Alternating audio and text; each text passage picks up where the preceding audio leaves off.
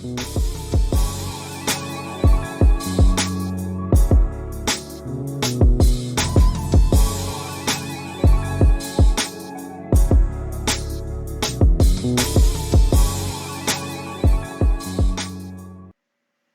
Kidd, welcome to Keys to Success. Thank you. I'm excited to be part of this interview on this channel. Perfect, perfect. Okay, so let's talk about the name of your company. What is the name? How do you say the name of your company? Yes, the name of my company is the Wine Noire, Noire, and what Noire means is French. I'm black in French, so or feminine. Um, if you look it up, it means either feminine being or black in French. Mm, okay. What inspired you to come up with that name? Well, I have been to France several times before, and France, it's known for their wine. So I've visited some wineries out there, Champagne regions, Champagne wineries out there, and I just, when for both trips, I just really like if I thought that I would name a business, like in thinking of a business name, I Mm, always wanted to encompass that word noir or mm, noir, however you would pronounce it in the business name because it represents again I'm a woman, I'm black, so yeah. okay, that's interesting. I mean, I have a whole lot of questions just based off of what you just said, but let's start from where are you from? Yes, I am born and raised in Oakland, so I am a native Oaklander, Bay Area, California resident, born and raised. Yeah, so I think on my mom's side, I'm first generation born here, and then on my dad's side, I'm second generation. So it's, of California. My dad is actually born and raised in Oakland. My mom is from Georgia. Mm, okay. What high school did you go to in Oakland, if you don't mind me I asking? went to Skyline. Yeah. Skyline. Okay. Don't And ask me the year either. I'm not going to tell you the year. no problem. So Skyline, as you were when you were a senior in Skyline, and Hmm. what was your mindset? Did you plan on going to college directly from Skyline, or how was Yeah. it? Well, in going through high school, even going back to junior high, I was always on like those college preparatory programs like Mesa, Upward Bound, things like that. So yeah, I went on college tours, mainly in the state, like they would have UC tours, Mm, the state tours. I remember I thought I was going to go to Sonoma State at one time because we did like a whole tour there. I didn't do the HBCU, but I did when they would come to Oakland to do like a college fair. mhm. Even though that was my goal, I don't know. I just stayed local. So I ended up attending California State University, Hayward. That's when I was there for both of my degrees versus now it's East Bay, which I've accepted that name too. Okay. So you went to CSU East Bay. You Yes, got your bachelor's degree in business administration, and with a yes, finance option. Can you explain to yes. us what that is? Well, again, the program is a comprehensive study of business in different sectors from finance to accounting to management to HR to marketing. And then the option I chose was finance because I always had an interest in money. Just I used to watch like the the shows on like money or movies on like Wall Street, just little nerdy shows and stuff like that, and said, "Oh, I want to work on Wall Street or work in the financial district or as an analyst." Now, did I do that? No, but I did something. I went into worked, and I transitioned into healthcare when I got out of college after my master's. But I did work in the area of finance within healthcare for a little bit as an underwriter. So I did, and then I did work for a credit card company as a personal banker while I was in college. So, but I just went where the jobs like paid me the most money. Right. Okay. Okay. No Literally, problem. I didn't have mentors like that. Like, I wanted to be a lawyer at one time. I think that's what I thought that I would probably pursue, Mm-hmm. like either corporate law or entertainment law, because I really love to research and read and argue a point to the time where it will, just argue to get to a yes on my end. So, I could still end up becoming a lawyer, like after I finish this business. But Mm. yeah, Yeah, yeah, I can say, can't give up. yeah, Um, so you got your master's, and your master's, you got that from California State University, East Bay, yes, and you got it in public administration with an option in public management.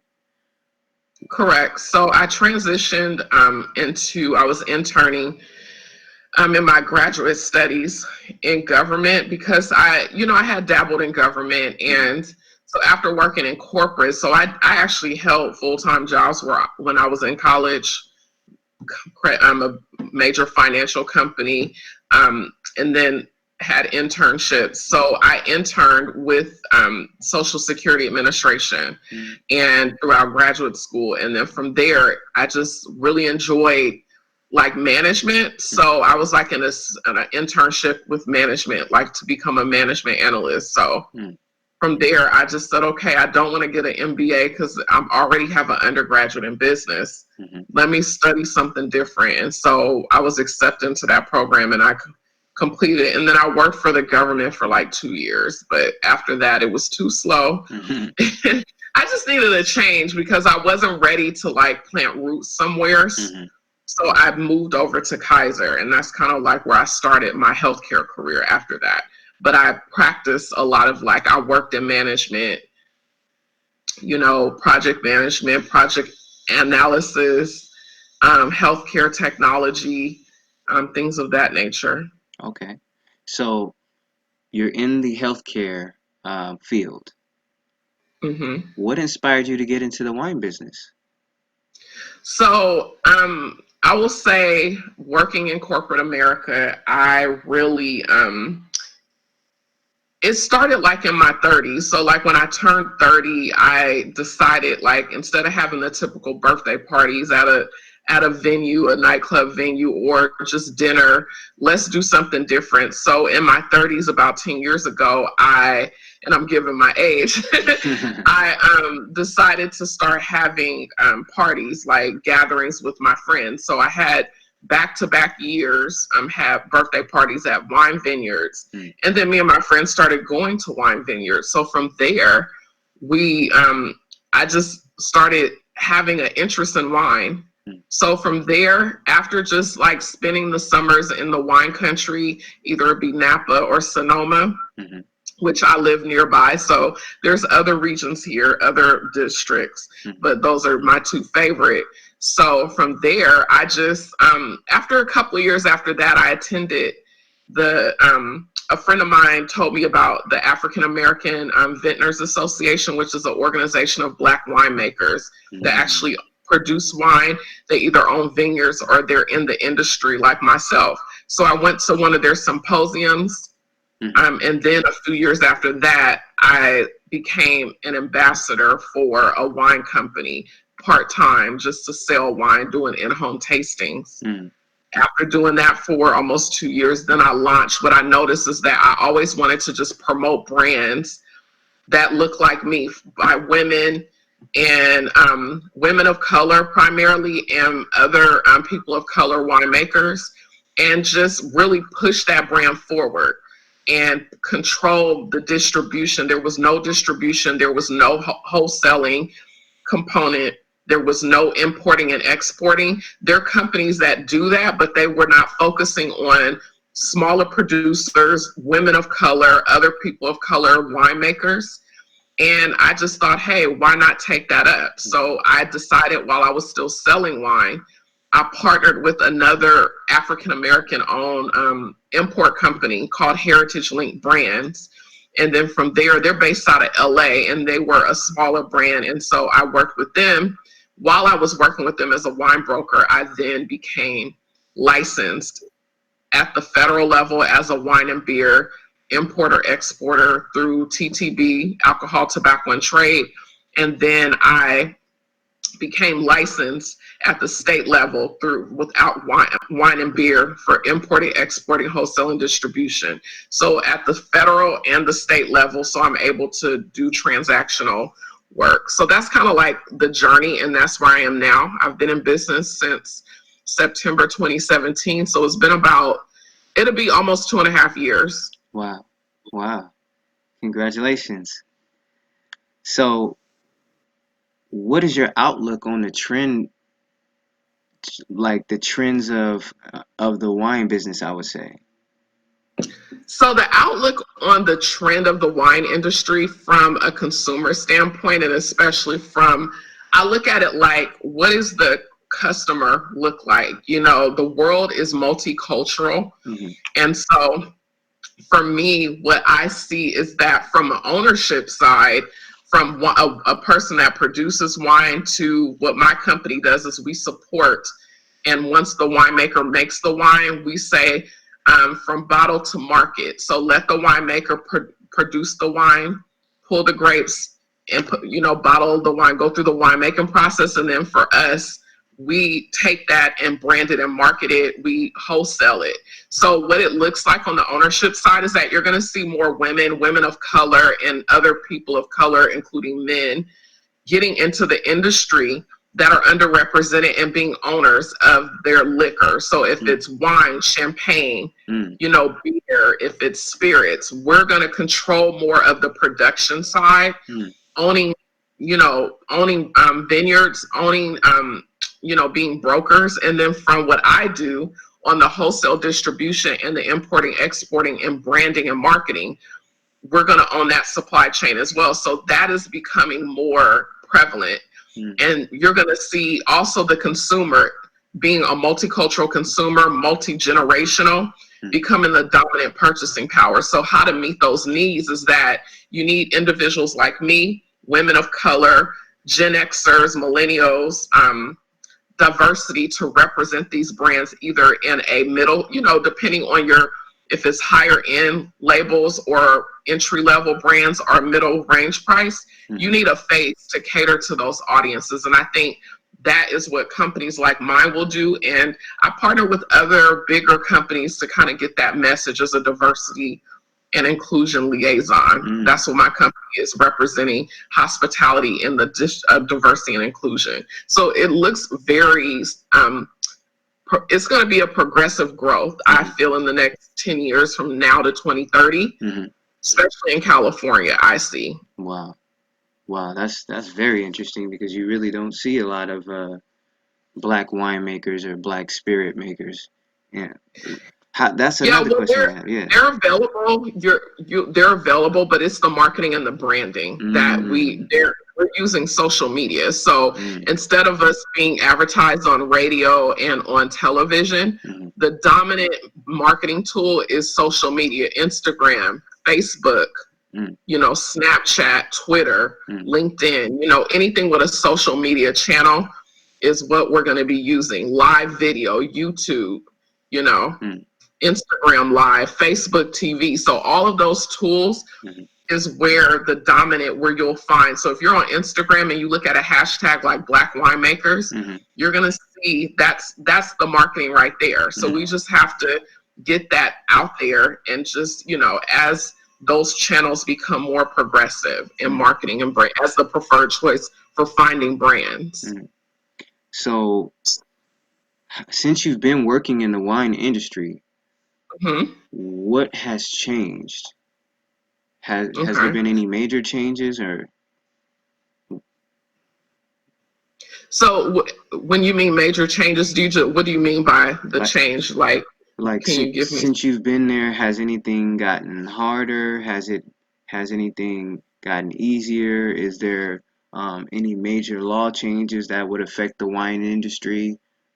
Anything? Yeah, so right now in the industry, we're going through these tariffs right now, and it's I'm still getting wrapped around, really trying to understand it. But due to it's with the France and the U.S. with these tariffs that are impacting European wine. So right now there's like a 25% tariff on majority of European wines. The impact that has is if I am a importer that only imports European wines, Mm-hmm. and I have to pay this extra tariff to bring it over, that means the cost gets passed down to, I have to eat the cost and raise the cost of my wine, and it can impact the whole supply chain.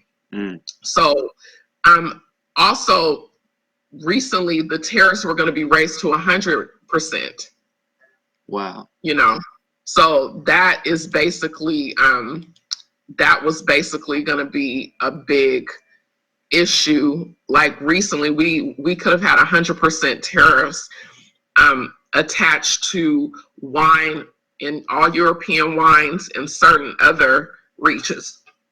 Excuse me, certain other regions of wine would be impacted. The other regions that weren't impacted were like places where I'm importing. So luckily I don't import in France right now. I import or European wines. I work with the South African region, which is a growing region. It's like the one in the top 9 out of the top 10. And then also hopefully to expand into Latin America. So South America region. So, but basically 100% tariffs would mean it would put importers out of business that if their majority portfolio is all European. So one good thing for me is that I can focus on building brands in new regions, and I primarily want to stick to, even in France, I would love, there are a few Black winemakers or champagne makers out there, and bourbon spirit makers out there. I would love to just work with them, or women. Those are just the primary. So yeah, those are the issues. It's the tariffs right now. The tariff almost went to 100%, but there was like a temporary agreement to keep it at the 25% for European wines, but the fight is still not over. So that can impact big time. So, but for us, again, if you're in regions where that tariff is not, California, then that would just force us to drink more California wine. California actually produces 80% or 90% of the wine. Basically, we're the number 1 wine producer in the United States. Wow. But we produce wine in other regions. Like you have Oregon, you have Washington State, you have the East Coast. There's vineyards in Georgia, Florida. There's wine vineyards, but California is the dominant. Like we're the 3rd or 2nd. I think we're the 3rd largest region, and we produce in the United States 80 to 90% of all the wines. Wow. Shows you how California, we're the 5th largest economy in the world. We go back and forth. We supersede countries, GDP and economies. So. Wow, that's awesome. So since you've been in the wine industry, what are some of the biggest challenges for minorities that in the wine industry that you've seen? Well, the biggest challenges still is it's very white male dominated. Very white male dominated. Now we have a lot of white males that are our allies in the industry that help move the wine, the culture of wine forward towards pushing more women of color, and other people of color, which comprise of other groups, men, women of color. And I like to preference that. I don't like to call us minorities, because we're the majority. So I use people of color to really differentiate, and that's what, like, my new terminology now. And it's just really, I think, more in tune to where we are as a people, as a multicultural society. But it's very white male dominated. It's very the white men that are in the different spaces of wine producing or the business side, they're of a certain age where they have a certain mindset that is not progressive. It's not open to change. It's like, no, you need to work for me versus let's partnering or let me pass the torch. Like, it's that. It's also when it comes to the critic of wine, when it comes to, I will say, the marketing of wine, rating wine, we have the traditional white male critiques of wine, like 90 point plus. Like, it's just, on this European standard. And again, I get that because wine is very elite. It originated in certain regions, European regions first. Mm-hmm. So I understand that. But as we progress, we have to embrace change.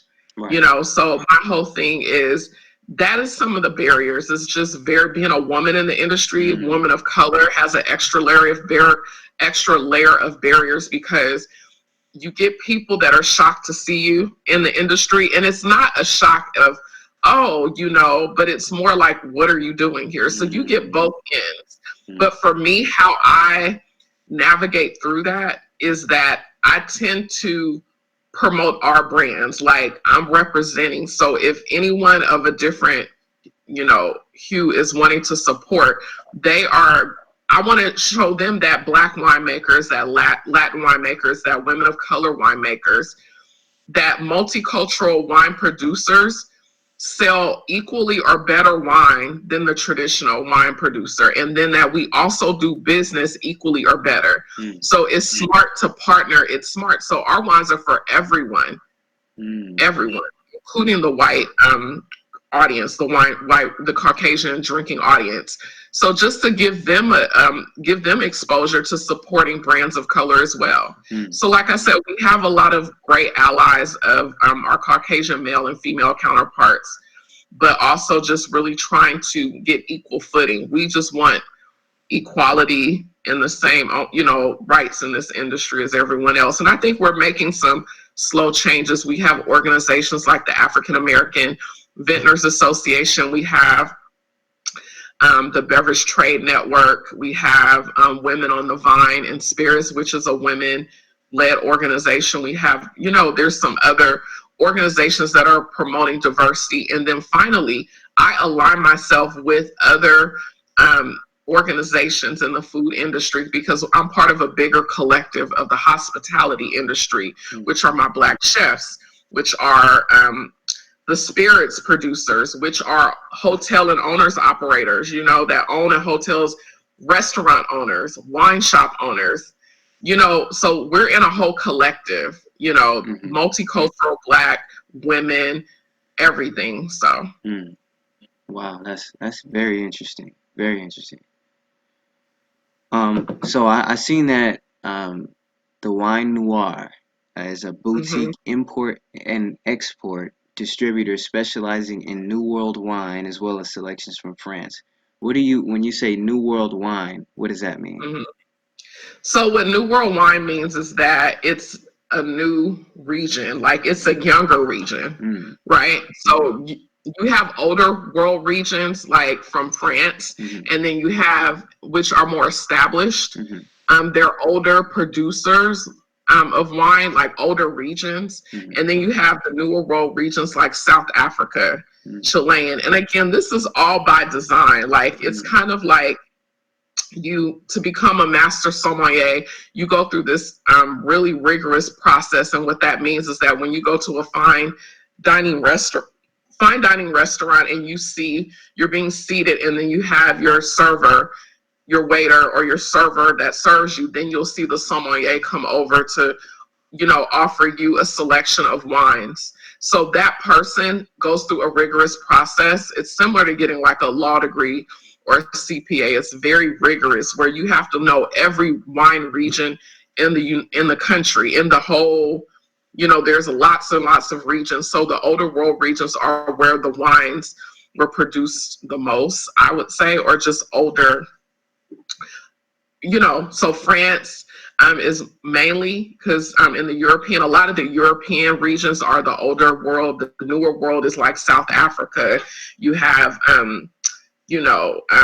Latin America's, those areas where they're newer world, and they're not heavily as recognized as the European because, wine was a delicacy back in Europe and in the ancient times. So, but see, that's all changing. It's kind of like, no, you need to be, so that's what I mean. Just untapped markets like South Africa, they produce there's other kinds of wine. And I just think there's more opportunity, to explore the US consumer to some different options. Absolutely. Absolutely. Is there any events that the Wine Noir is coming up with anytime soon? Yes, so I'm actually, my next event is gonna be coming up on Sunday, this coming Sunday. A Soul of the City wine. It's gonna be Soul of the City wine, and it's produced by Sip and Swirls. It's a wine event for Black winemakers, so it's gonna be myself Mm-hmm. and several other winemakers that are gonna be there. Mm-hmm. And so, yeah, I'll, once we put this up, I can link it and you can get tickets. It's going to be next Sunday from like 3 to 7 or 3 to 6. Okay. Is that an annual event that you guys have every year? Yeah, we just had another event that was amazing called the Black Food and Wine Festival, and Mm. it was amazing. I mean, it was like it was curated by Chef Mimi. Mm-hmm. She's a chef here in Oakland, but her whole thing was just really bringing Black food and Black wine and spirits together. So it was sold out. Mm-hmm. It was wines from all over, Black Mm-hmm. winemakers, Black food. We have vegan food. It was just all types of different types of food and desserts, and it was 600 people that attended. It was sponsored by different companies. And yeah, Chef Mimi put that together. It was just last week. And so I was able to expose wines from South Africa. I have wines from the Nelson Mandela family. I have another Black winemakers. They're a family called the Seven Sisters. They're Brutus sisters, but their label is called the Seven Sisters. So it's amazing. Mm. So I have more, but that's what I can think of right now. I have some events with Google. Mm-hmm. I have an event at Square coming up. So there's a lot, the company Square. So there's a lot of upcoming events. And then I'm going to South Africa, to Cape Town, to actually meet with some Black South African winemakers and women too. Nice, nice. If somebody wanted to purchase wine from the Wine Noir, where would they go? Mm-hmm. What's the website? Yeah, so I sell wine both from I sell wine on a wholesale level. So if you are a licensed catering company, or you can transact with beer and wine, I can fulfill your events. Mm-hmm. And so so you can go on the Wine Noire, so www.thewinenoir.com. So that's www.thewinenoire.com. And then you can fill out a contact form for that, for wholesale, for your businesses, corporate events, organizations. And I offer really good wholesale prices for that. And then if you want to buy, you can order online from me. I only ship right now throughout the state of California. So you can just go online as well and go to my wine shop tab, and then I will send it to you. You just make your selection of what I have in store, Mm-hmm. and then you just purchase. And I sell 3 by the bottle. Mm. So minimum 3, you can buy 3 at a time, or you can buy 3, 6, 9, or 12. Perfect. All right. Is there anything else that you would like the people to know? Well, just follow me on all of my social media. Again, on my website, thewinenoir.com. My Instagram, Facebook, Twitter, LinkedIn is thewinenoir.com. So at thewinenoir.com or The Wine Noir. All the social media, Facebook, like I said, you could just follow me there. I'll be on the California Black Chamber of Commerce site. So, I'm an active member. So, I look forward to building with your audience at the state level, and just literally, having you guys promote me, as well as, I'm also a member of the Oakland, my city Black Chamber as well, and the Oakland Chamber of Commerce. So, yeah.